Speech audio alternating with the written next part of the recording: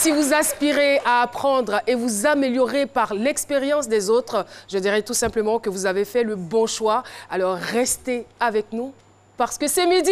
C'est maintenant. C'est midi, c'est maintenant. Quelle ambiance!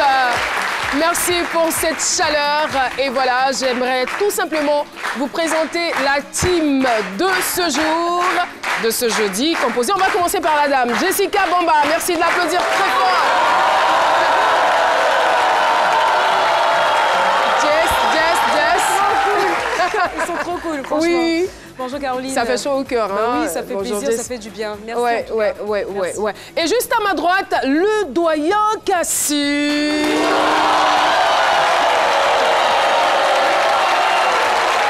Le nœud papillon est de retour. Et voilà. Aloucélie, c'est bretelles. Bonjour. Bonjour Caroline, c'est pas des bretelles. Question pour un champion. Ah d'accord, attends. Mais franchement, j'ai cru que c'était des bretelles. Hein. Oui. Ah, c'est une cravate qui n'a pas noué. Que je n'ai pas noué parce que je vais... C'est un look. Non. C'est un look atypique, on va dire. En fait, j'ai peur de ce qui va sortir. Sinon, je vais bien, je vais super bien, je vais vraiment bien et je suis très très content de faire partir de cette famille. J'ai vraiment beaucoup de bonheur encore. Merci aux sages et merci à mon ami de tous les jours, Dr Philo. Ouais. Et puis ça fait plaisir quand vous dites, même quand vous dites en même temps que vous avez peur de ce que je vais sortir. C'est comme si moi j'étais quelqu'un d'imprévisible parfois. Non, mais c'est pas ça, bien sûr. Non, mais juste vous dire que... En tout cas, pour être imprévisible...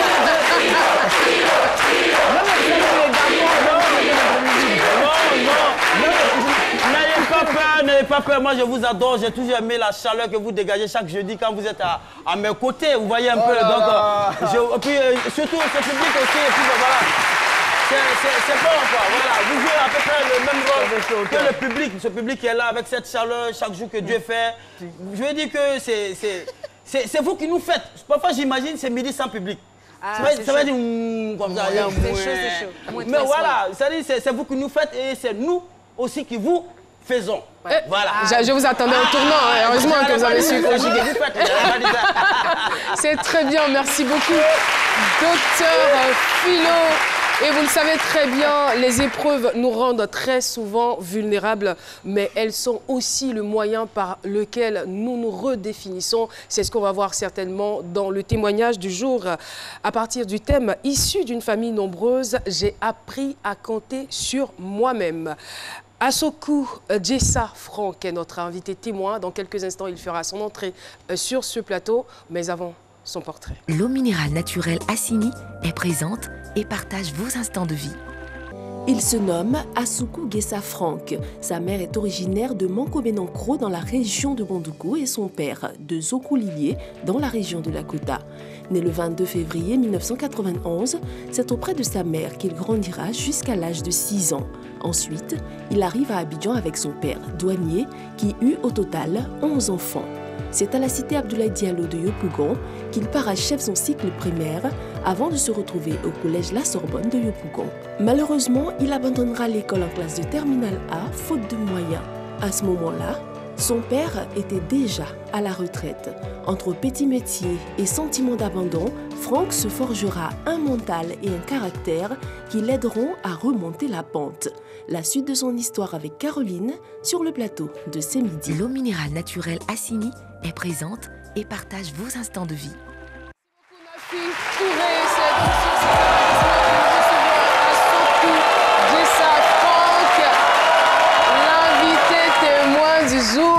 Alors là, bonjour et bienvenue. Merci. Ça vous a fait quoi tout de suite quand vous avez entendu les roues?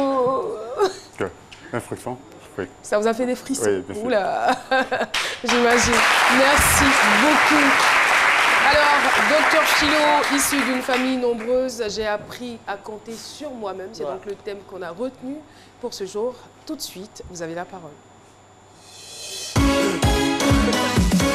C'est mon avis, avec Docteur Philo. Merci beaucoup. Mais attends, issu d'une famille. Normalement, quand vous êtes rentré avec les applaudissements, les acclamations du public, vous ne devez même plus vous sentir seul parce que vous avez grandi dans une famille nombreuse. Donc c'est comme si c'est votre famille, vous rentrez en famille en même temps. Mais en même temps, je veux dire que faut pas terre à terre, faut pas compter sur quelqu'un même pour réussir dans la vie. Moi, je regarde les jeunes gens droit dans les yeux, ne comptez pas sur quelqu'un. Contrairement, quand un oncle t'aide ou quelqu'un t'aide dans la famille, quand tu réussis demain, moi, c'est des coups de fil. Tu n'as même pas encore pris ton premier salaire. Petit, tu travailles maintenant, voilà, genre. On reste le fils seul. Non, c'est vrai. Ah, voilà. Quand tu réussis seul, ton jeton, lui-même, il a honte de te demander pardon. On peut dire, ça va un peu. Bon, 2 jours là, c'est bizarre et il est obligé. On est là, hein. Ça devient, on est là, hein. Souvent, elle est vieux mot là. Elle est vieux mot là, conjoncture.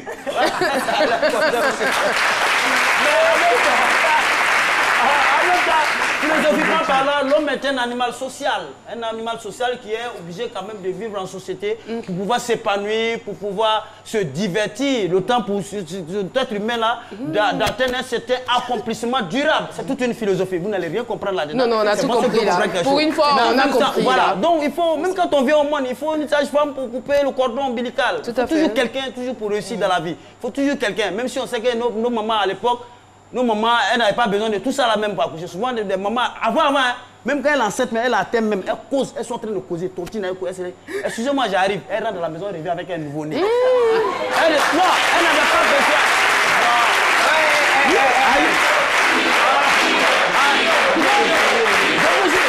Non, on a des témoignages, même bien nouveau-né, on dit non, c'est lui là qui me gênait, je suis allé vers le voilà qui est là. Elle-même, elle a tout fait de la main. Aujourd'hui, nos filles, quand elles sont enceintes, même quand elles sont à thème. Voisinage, on ne dort pas. Oui. En même temps, la vie, quand c'est comme ça, mais en même temps, ça c'est l'environnement, c'est le monde, la société qui nous fait. Mais à un moment donné, la vie peut prendre une autre tournure. Pour être obligé de vivre seul. Souvent, il y a cette démission des parents qui n'existe pratiquement plus, des amis qui vont et qui reviennent. Tu es obligé de tout faire seul, manger seul, chercher travail seul. Souvent même, tu es obligé de te mettre bien seul. Parce que tu ne sais pas... Oh, non, bon, quand je dis mettre bien, manger en fait. Ouais, quand vous venez... Et si on mettait par exemple fin à votre chronique, ce serait pas mal, hein? Oui. Pour ce jour, je veux dire. Oui, ce jour, mais oui, mais... Peut-être que c'est même bien seul, là, vous n'avez pas bien compris. Quand tu manges, tu te mets bien seul. Non. Voilà. Franchement, moi j'ai l'esprit pur, hein, j'interprète rien du tout. D'accord, et donc pour clore mes propos, oui. À partir de ce moment-là, à partir de ce moment-là, vous devenez une personne introvertie. Ce qui veut dire que c'est le départ d'une nouvelle vie. Une introduction. Écoutez-moi, c'est la philosophie. Il va gâter maintenant. Vous devenez introverti, vous démarrez une nouvelle vie. Vous êtes seul maintenant. Ça fait l'introduction de votre existence.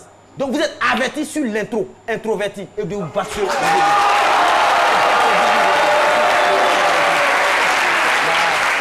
Sur ce, je me vois bien obligé de passer le micro à Paterne à Sémian. Salut Paterne. Le micro-trottoir avec Chris Paterne à Sémian. Salut Caroline, dans le cadre de ce micro-trottoir, je vous emmène ici, à Yopougon, Oasis. Et la question est la suivante. Peut-on toujours réussir sans l'aide des autres? Je vous propose quelques réactions dans cet élément. Oui, on peut réussir sans l'aide des autres. Parce que si toi-même tu as déjà la volonté de réussir, tu as tout fait pour réussir sans l'aide de quelqu'un. En bossant dur, je peux réussir moi seul. En étudiant, peut-être vendre les choses en classe, pouvoir réussir. Tu ne peux pas réussir sans l'aide de quelqu'un parce que tout compte fait, quel que soit ton niveau d'études, quel que soit tes diplômes, tu auras toujours besoin de quelqu'un. Parce que je prends un exemple clair. Tu vas dans une entreprise, l'entreprise dans laquelle tu vas, dès que tu arrives, tu es forcément obligé de présenter tes diplômes à quelqu'un. Sans cette personne-là, parce qu'on suppose que c'est cette personne-là qui te permet de travailler. Sans cette personne, tu n'es rien. Donc, disons qu'on ne peut pas réussir forcément sans quelqu'un. On peut réussir sans l'aide de l'autre, simplement par question de volonté et puis par objectif. Si tu as décidé de réussir avec toi-même tes propres forces, tu peux y arriver. C'est impossible de réussir sans l'aide des autres parce qu'on a toujours besoin de quelqu'un pour avancer dans la vie. Nos artistes Zouglou là même le chantent souvent. Sans quelqu'un, l'homme n'est rien. C'est toujours comme ça.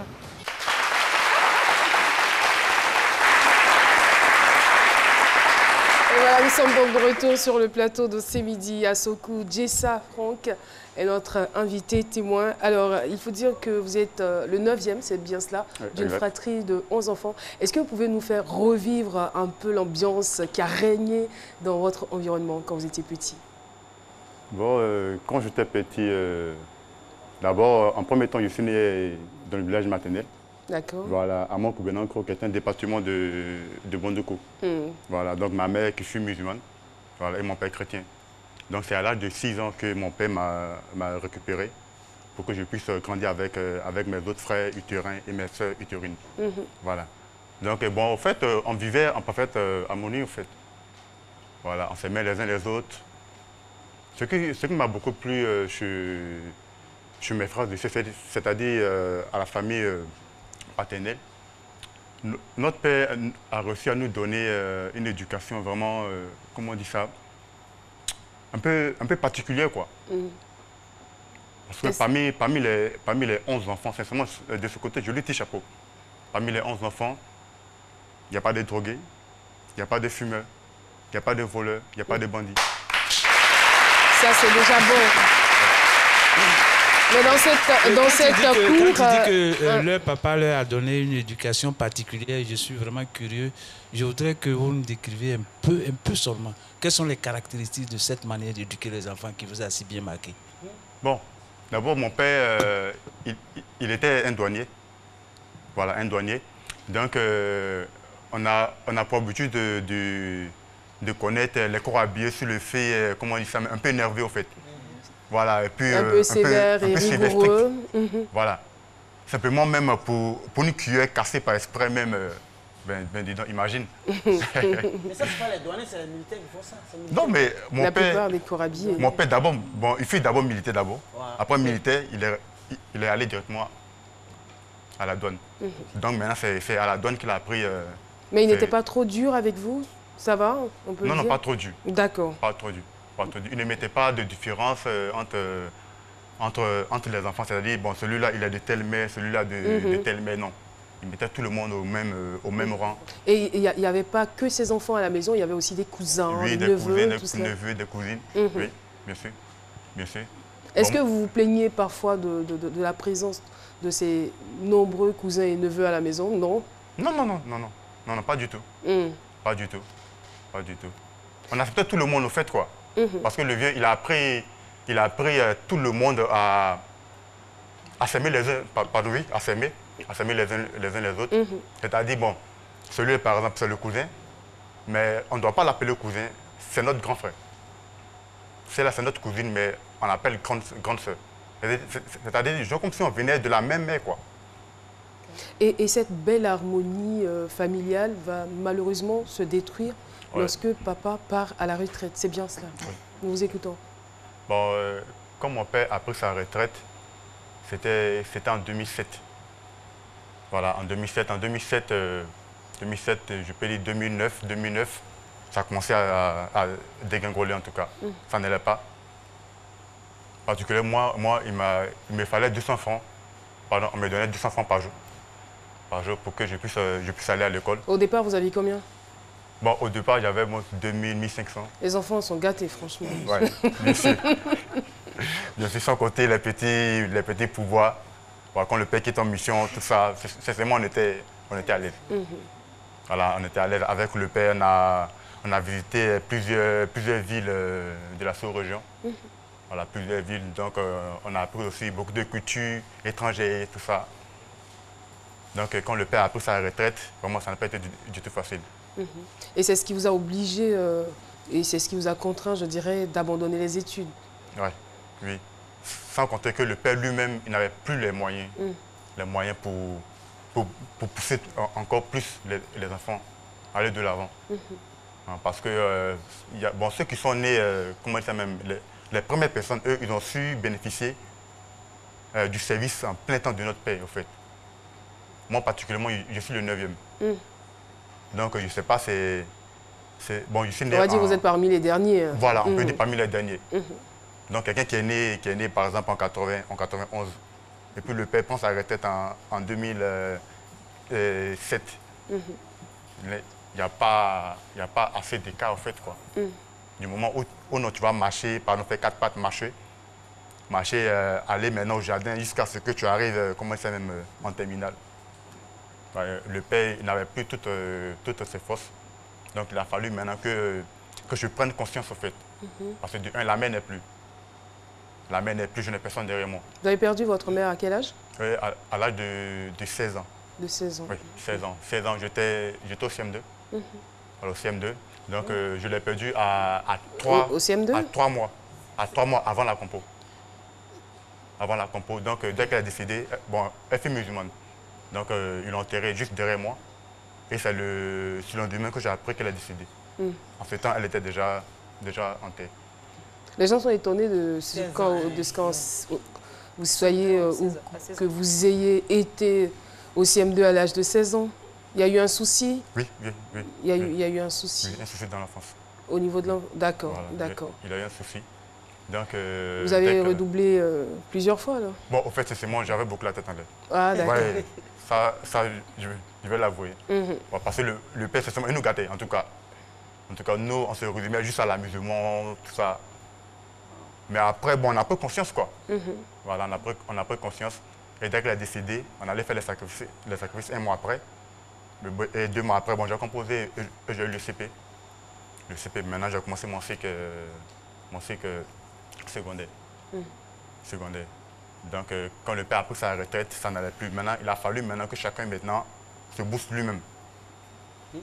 Voilà comment j'ai commencé à l'âge de 19 ans. J'ai commencé par creuser trop, comme on dit, 3 mètres de profondeur sur 4 mètres. Donc, on était 2 à 3 personnes, pas trop. Seulement que pour gagner 2500 francs par jour. Donc, je l'ai fait. De l'argent que vous gagnez déjà au primaire. Ouais. Là, la vie va commencer à vous enseigner. C'est ça. Oui, bien sûr, bien sûr. Donc là, après creuser trop, bon, j'ai poussé les autres, les engins à 2 euros. Là, vous êtes devenu poussier. Oui. Donc, je livrais des chaises et des bâches, voilà, dans des cérémonies, tout ça. Donc, j'avais au moins 200 chaises sur le rétro. Traverser l'autoroute du Nord avec, aller livrer à l'autre bout. Sans manquer pour avoir juste 3 000, 4 000 au fait. Oui. Vos frères aînés, je veux dire que puisqu'ils avaient quand même bénéficié, on va dire, d'une certaine aisance, je suppose qu'ils sont allés peut-être un peu loin dans les études et qu'ils ont pu, à l'avenir, avoir des situations stables. Est-ce qu'ils ne vous soutenaient pas après donc, la retraite, le départ à la retraite de votre père? Bon, si. Bon, chacun fait de son mieux en tout cas. Chacun fait de son mieux, mais ce n'est pas tout qu'on peut faire. Bon, au moment où vous faisiez les manœuvrages, vous creusez des trous et tout ça, vous aviez quel niveau? En ce temps-là? Oui. J'avais le BPC. Vous avez le BPC? Oui. Et quelle était la réaction de vos proches quand ils vous voyaient dans ces petites tâches de manœuvre? Et vous-même, le sentiment que vous aviez de vous-même, c'était comment? Bon, moi particulièrement, je n'avais pas honte en tout cas. Parce que je savais d'où je venais en fait. Ok. Je savais d'où je venais.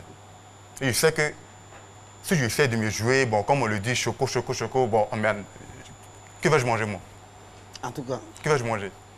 Bon, on me disait que non, celui-là, son papa est douanier, il est là, il fait ça. En fait, je n'aimais pas raconter au fait, ma vie privée, voilà, à mes amis, tout ça. Mais j'avais un but. Mon but, c'était que, de un, ma mère n'est plus. Donc, il me faut quand même lui rendre honneur. Parce que j'étais le dernier de ma mère. Donc, j'ai voulu à tout prix me frayer un chemin. Et au moment où vous faisiez ces petits travaux-là, vous viviez où?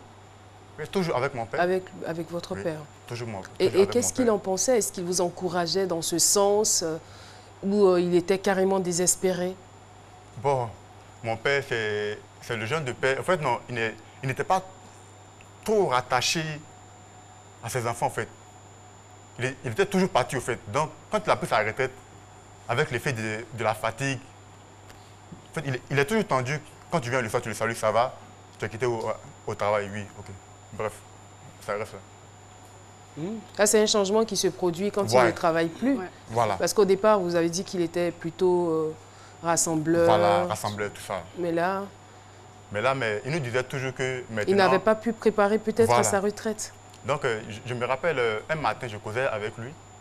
Et il m'a dit une chose qui m'a beaucoup touché. Il m'a dit, mon fils, tu vois, j'ai aidé beaucoup de personnes. Vos neveux, vos nièces, tout ça là. Mais moi-même, mes propres enfants, je n'ai pas pu faire quelque chose pour eux.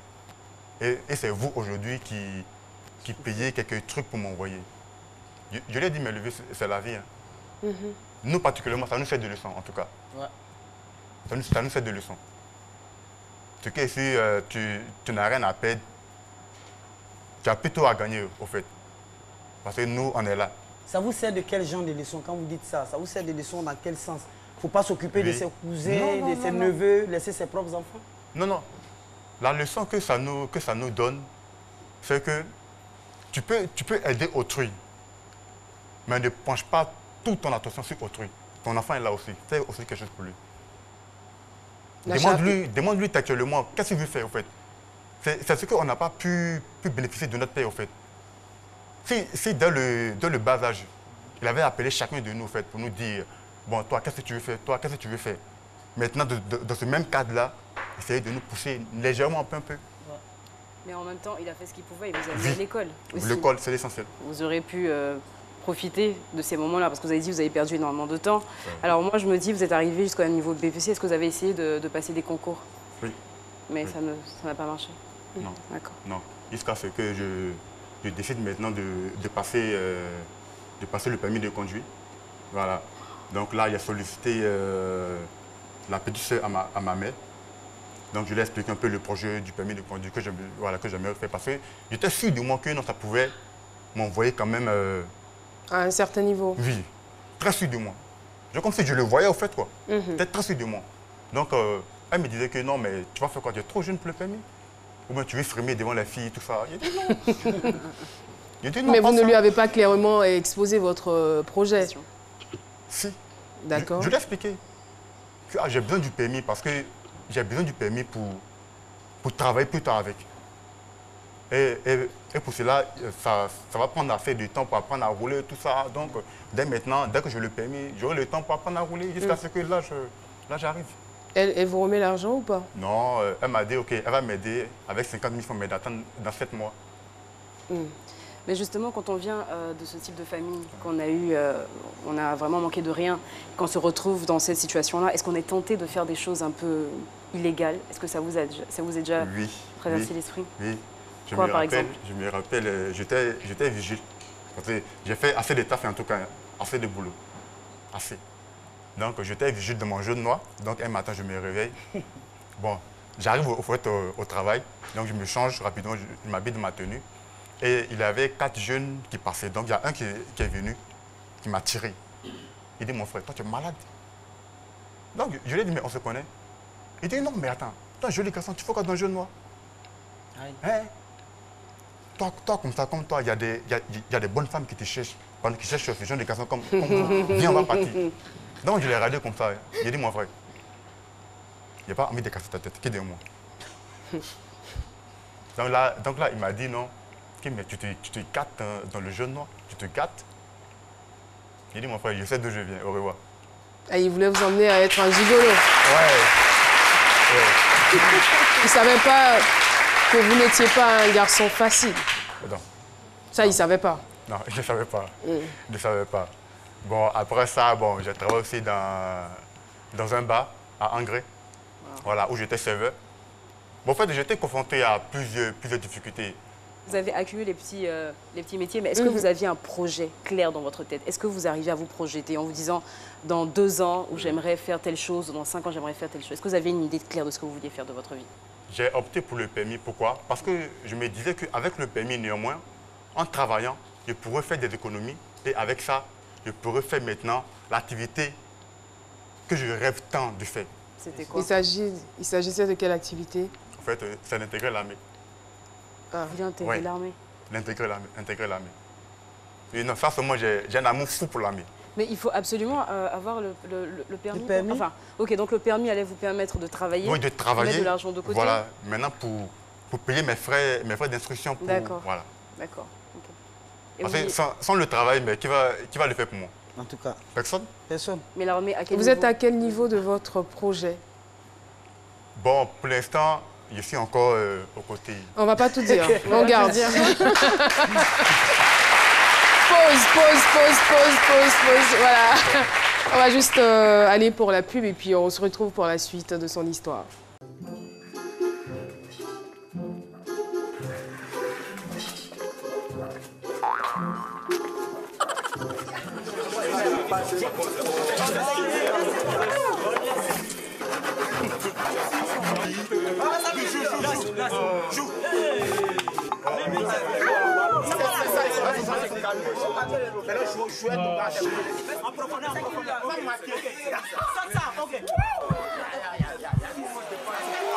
Prêt à perdre la tête? Vivez toutes les émotions de la CAN Total 2019 sur les chaînes du groupe RTI et nos supports digitaux. Oui, ne ratez rien de la CAN Total 2019 avec les plateaux de match, nos capsules inédites et nos émissions spéciales présentées et commentées par nos experts. RTI, diffuseur officiel. C'est midi, c'est ça.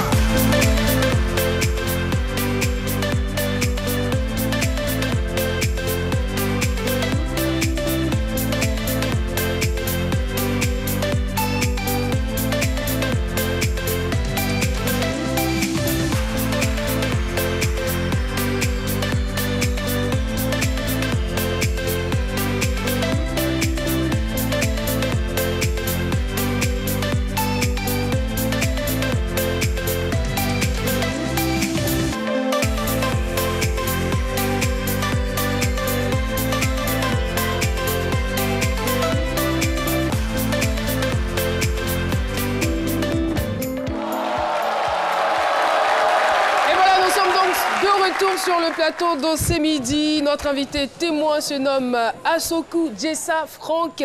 Alors pour tout dire, c'est à l'âge de 15 ans, entre 15 ans et 16 ans, qu'il perd sa mère. 2 ans plus tard, c'est son père qui part à la retraite.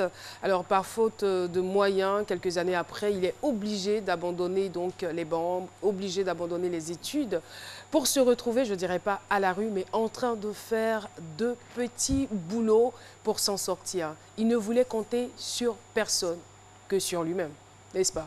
Merci. Vous accumulez petit boulot après petit boulot. Pourquoi vous n'abandonnez pas? Pourquoi vous ne vous dites pas, j'en ai marre, moi j'ai vécu dans l'opulence, moi j'ai connu la richesse, et c'est pas des boulots pour moi en fait. J'ai juste envie de stopper. Ou pourquoi vous ne vous adonnez pas à la facilité?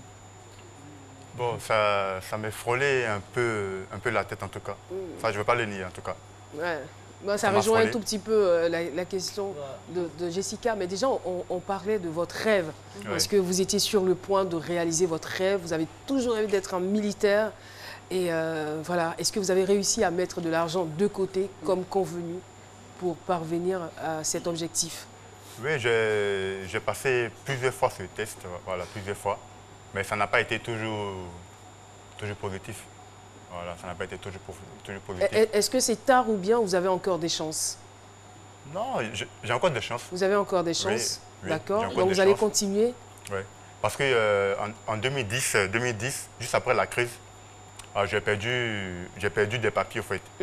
Des papiers, donc j'étais obligé de refaire des papiers. Voilà, donc actuellement, j'ai l'âge même pour passer le concours de la gendarmerie. Ok. Voilà, actuellement même. Mais voilà. je pense que vous avez quand même des chances, hein. Franchement. La taille, tout cela, vous avez le physique, le gabarit qui va avec. Hein. Il ne faut pas abandonner. Essayez de voir ce qui vous fait échouer et puis travailler là-dessus. Ouais. Mais qu'est-ce qui vous attire dans ce métier? Pourquoi vous... C'est pour rappeler les gens qui... Non, Philo, tu n'es plus possible. Non. En fait, c'est un truc depuis l'enfance en fait, qui m'a animé, quoi. Influencé par vous? C'est certainement par papa. Oui, merci. Ouais. Et ce côté-là aussi. Et je me rappelle, lorsqu'il quittait en mission, il avait sa calache. Dès qu'il arrive, le chargeur, il enlevait.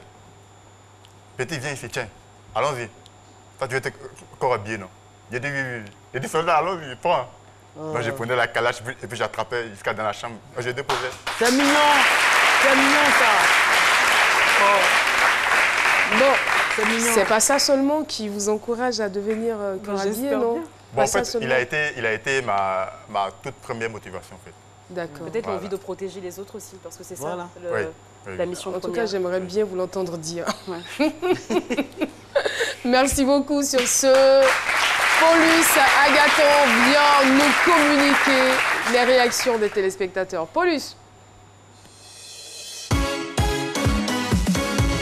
Vos réactions nous intéressent avec Paulus Agathon.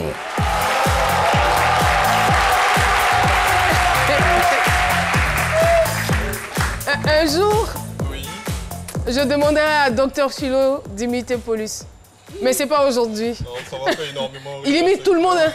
Non, il vaut mieux Il pas. imite tout le monde. Il vaut mieux pas. Il imite Monsieur Joseph Ondjou, Madame Dekao, tout le monde. Voilà, c'est son travail, c'est ce qu'il fait au bureau. Alors, Et il est serré, apparemment, il n'attend que ce jour. Alors, bonjour Caroline. Bonjour, bonjour à Paulus. toutes, bonjour à tous. Eh bien, en ce qui concerne les messages de nos internautes, nous avons Vérard Dacry qui dit « Quand vous dites que vous ne vouliez compter sur personne, en réalité, c'est parce que personne ne vous a tendu la main ou c'est simplement parce que vous vouliez porter la fierté d'un succès solitaire ?» Je n'avais personne ce qui comptait. Donc, s'il y avait des gens, c'est sûr que... Bien sûr. Non, mais est-ce que vous êtes allé frapper à des portes? Parce que parfois on dit ça, mais on n'ose pas aller demander. Est-ce que vous êtes parti et qu'on vous a fermé les portes? Oui, bien sûr.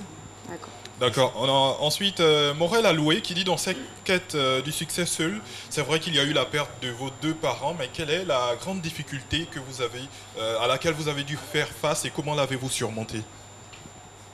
Bon, ma plus grande difficulté, c'est lorsque j'ai sollicité l'aide de ma tante, qu'elle m'a dit dans 7 mois. Là, c'est une manière de me dire non. En tout cas. Mais pourquoi? Peut-être que sur le moment, elle n'avait pas les moyens. Elle avait peut-être ses réalités à elle. Mais 7 mois. 7 mois, pendant que j'avais commencé moi-même ma scolarité du permis. Attends encore jusqu'à 7 mois pour... Mais les gens aussi ont leur responsabilité, ont leur charge. Vous ne pouvez jamais savoir ce qui se passe dans leur vie. Elle se disait peut-être que selon ses prévisions, dans 7 mois, elle serait à même de vous remettre cette somme. Oui, mais moi, en fait, j'avais faim. J'avais faim. Le besoin était là. À l'université, j'ai sollicité un tonton pour 7 500 francs. 7 500, il m'a dit d'attendre l'année prochaine. C'est-à-dire cette année, là, de laisser l'attendre. Je vous jure, sérieux. Je vous jure. Sérieux? C'est mon témoignage. Oui, il a dit, ah, ben, si ça ne va pas, donc il faut laisser cette année-là. L'année prochaine, tu vas reprendre la classe. Il n'y a pas de souci. Mais je me suis débrouillé, j'ai eu les 7 500, je suis allé composer. Et il n'a pas oublié. Combien j'avais oublié? Il dit, c'est que tu m'as dit. Il dit, c'est il dit, wow. Mais j'ai fait. Voilà, ça démontre sa bonne foi. Voilà. Oui, moi je dis aux jeunes gens, il est bien de se faire aider, il est bien de compter sur les autres, mais il faut apprendre à ne compter que sur soi-même et sur Dieu. Si vous demandez de l'aide, en attendant que cette aide vienne, apprenez à pallier le plus pressé, par votre propre moyen. Vous devez manger, vous avez dit tout à l'heure, vous devez manger. C'était pressé, vous ne pouvez pas attendre l'intervention de votre tante. Il fallait faire quelque chose. Creuser le trou, dans l'immédiat, vous avez quelque chose pour manger. Et c'est ce que vous avez fait. C'est très bien. Merci beaucoup. Le dernier message, il concerne une situation à laquelle on fait face dans nos sociétés, mais qui est diversement interprétée, celui de Odile Longueux. Il dit, de votre expérience, quel regard portez-vous sur les parents qui ont les moyens de réaliser des choses pour leurs enfants, mais préfèrent que ces derniers vivent la galère qu'ils ont connue? Chaque parent n'a pas le même amour pour tous ses enfants. Bon, supposons une famille de 5 enfants, mais de différentes mères.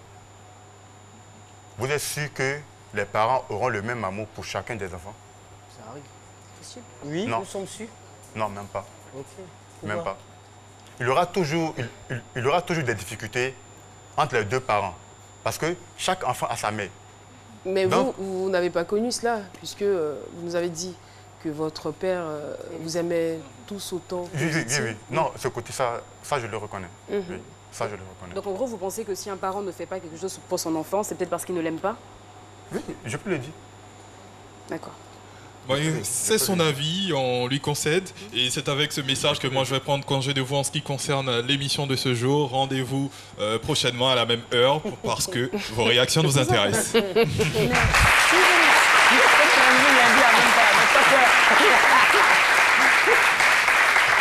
Merci beaucoup, Paulus. Alors, nous sommes pratiquement à la fin de notre entretien.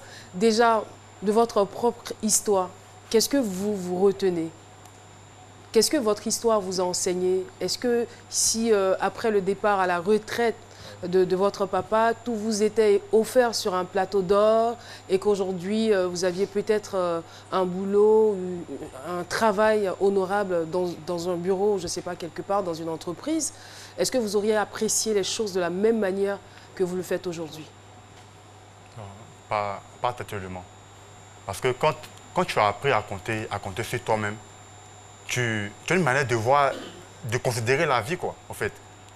Quand tu vois ton prochain déjà même dans la rue qui s'adonne, comment il s'appelle, au commerce, devant des sachets d'eau dans la rue, sur le soleil, automatiquement, je me rappelle le fait, quoi.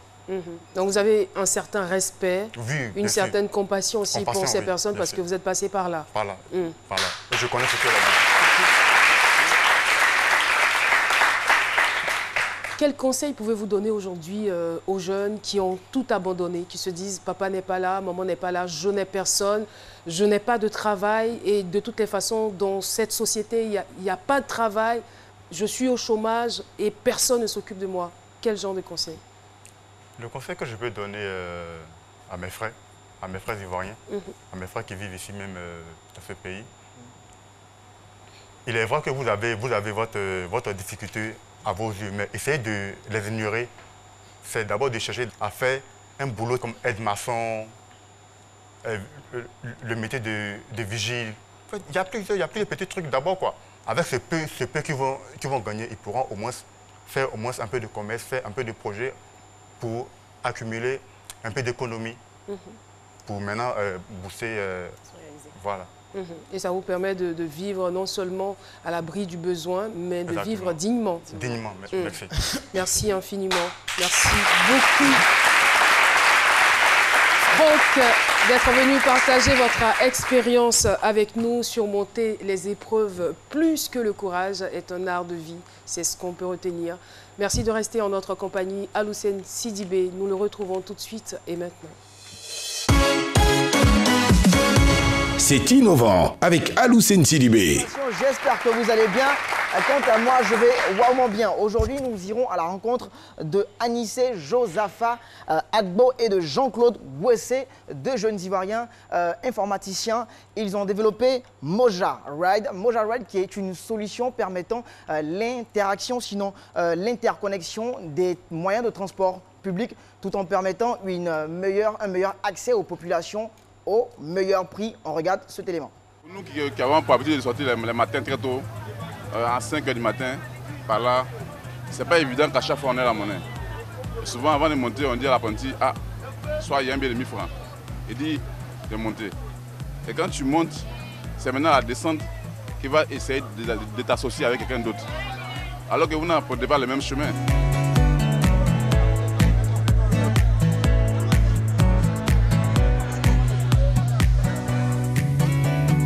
Moja Ride, c'est tout simplement une solution qui permet à la population ivoirienne de bien évidemment payer, réserver le moyen de transport le plus rapide et le moins coûteux dans toutes les villes d'Afrique. La difficulté que nous avons rencontrée dans un premier temps, c'est de faire accepter ce produit-là même par les chauffeurs, par les apprentis, par les syndicats aussi qui, bien évidemment, jouent un rôle très important dans le transport ivoirien. Dans la prochaine phase de notre application, nous allons interconnecter tous les modes de transport qui existent en Côte d'Ivoire.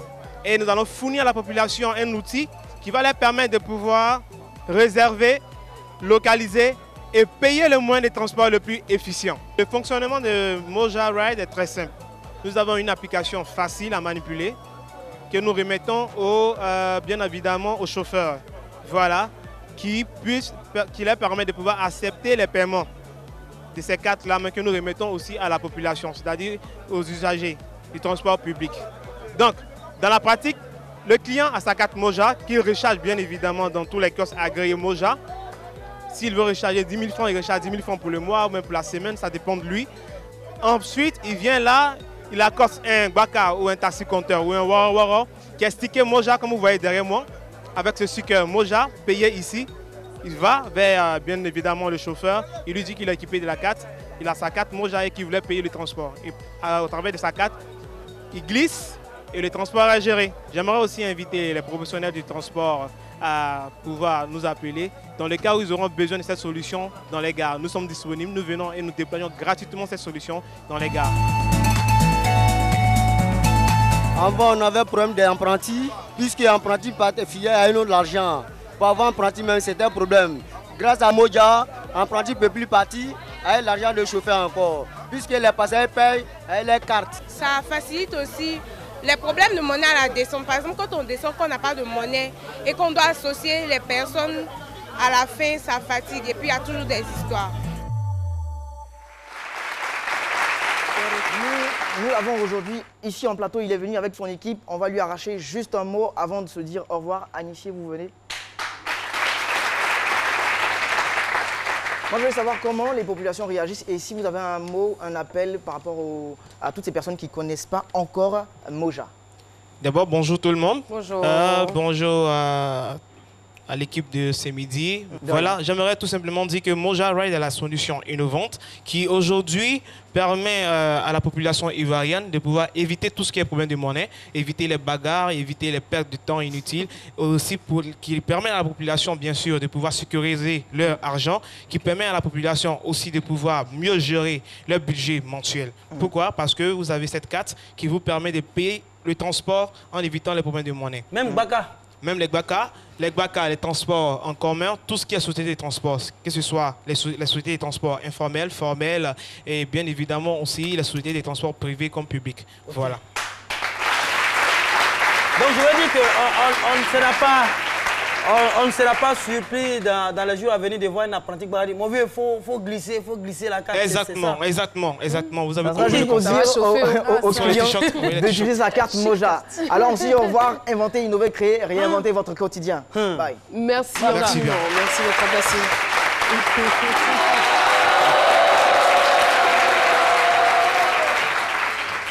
Merci beaucoup. Ah, c'est pour nous? Ah, c'est gentil. Merci, c'est gentil. Merci beaucoup. Merci. Et voilà, l'émission se poursuit. Et la question que j'ai envie de vous poser, c'est quoi votre job? Le mien, c'est animatrice télé, c'est productrice, et puis c'est d'autres choses encore. Mais vous, c'est quoi votre job? Jessica Bamba, on la retrouve juste après cette page de publicité. Tous ceux qui ont profité, ils se sont abonnés. Toi aussi tu peux essayer, vraiment tu auras tout gagné, Joe. Le bonheur que tu cherches là, ça dépend de toi. Le bonus que tu cherches là, ça dépend de toi. L'internet que tu cherches là, ça dépend de toi. Tout ce que tu cherches là, ça dépend de toi. Ça est dans ta main. En 2019, le choix vous appartient. Rejoignez le réseau Move et profitez. C'est quoi ton job? Avec Jessica Bamba.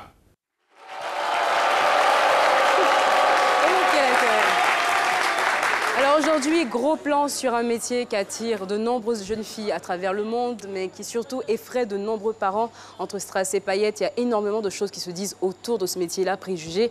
Mais qu'en est-il réellement? Le métier de mannequin, c'est notre job de la semaine, on regarde.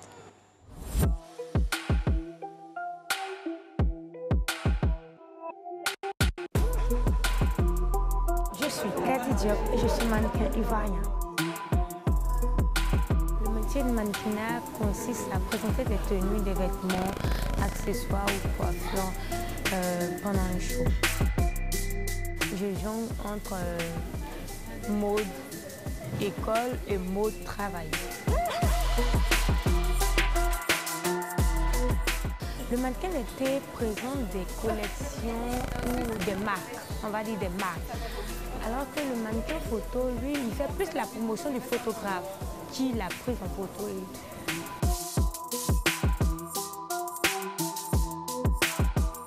La base, je crois, c'est la taille. Il faut avoir minimum 1m75, faire un tour de bassin de 90 cm. Dans ce domaine, il faut avoir un petit quotient intellectuel quand même. Parce que tu rencontres beaucoup de personnes, beaucoup de monde qui sont prêts à aider. Les difficultés, c'est de, je pense, pour moi, c'est de garder sa forme, garder la ligne.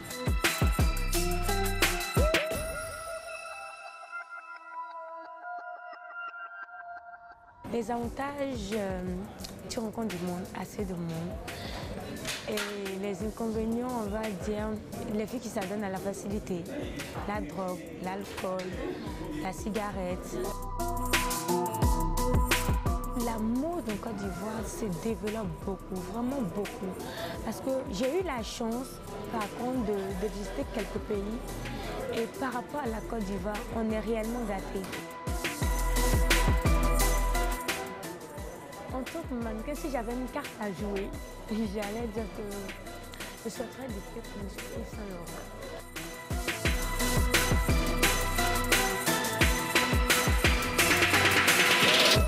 Je suis Kadi Diop, mannequin ivoirien et fière de moi. Alors donc j'espère que les parents sont un tout petit peu rassurés, qu'ils vont peut-être laisser les jeunes filles qui ont envie de s'adonner à ce métier-là. En tout cas, si elles sont passionnées, j'espère qu'aujourd'hui vous avez en appris un tout petit peu plus sur ce métier de mannequin. D'ailleurs, je fais un gros bisou à ce mannequin qui nous a permis de réaliser cet élément. On se retrouve la semaine prochaine pour un autre C'est quoi ton job? Et moi, je fais un gros bisou à Lynn Jabert. Oui, voilà, c'est midi pour aujourd'hui, c'est pratiquement terminé, mais nous n'allons pas partir sans saluer le groupe École Alfred Nobel. Merci beaucoup. Également, gros coucou au fan club C'est midi.